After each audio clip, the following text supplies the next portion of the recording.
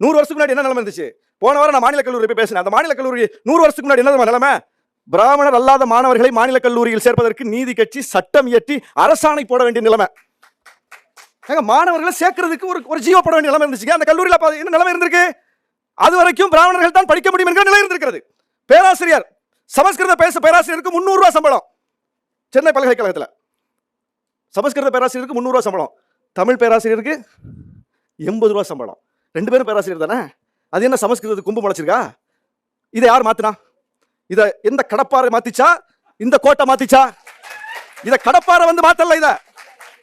இதை கடப்பாறை வந்து மாத்தல. நீ சொல்ற பாலடைஞ்ச கோட்டை தான் இதை மாத்திச்சு. பெண்களுக்கு வாக்குரிமை இந்தியாவிலேயே முதலில் இந்த மண்ணில் தான் வந்தது. அதுதாங்க எல்லாரும் வள்ளுவரே படிச்சிருக்காரு. இதுக்கு பதில் சொல்லணும்ல. இதுக்கு பதில் சொல்லணும்லங்க. நான் சொல்றது ஃபேக்சுவல் இல்ல, நான் சொல்றது வரலாற்று திரிப்பு இல்ல, நான் சொல்றது பொய் இல்ல. நான் இந்த நாட்டில் இருந்த நிலைமையை சொல்லுகிறேன். அப்படின்னா உங்களுக்கு கோவம் யார் மேல வரணும்? இப்ப இந்த தம்பி கோவம் யார் மேல வருது? ஏன் மேல வருது? யார் மேல கோவம் வரணும்?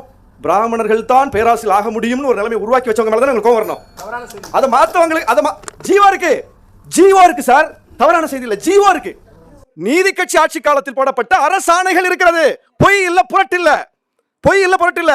ஒவ்வொரு வேலை வாய்ப்புகள்லயும் அந்த சமூகம் மட்டும் எத்தனை விழுக்காடு இருந்தது அப்படின்னு இன்னைக்கு டேட்டா இருக்கு. இன்னைக்கும் டேட்டா இருக்கு. அன்னைக்கும் டேட்டா உண்டு, இன்னைக்கும் டேட்டா உண்டு.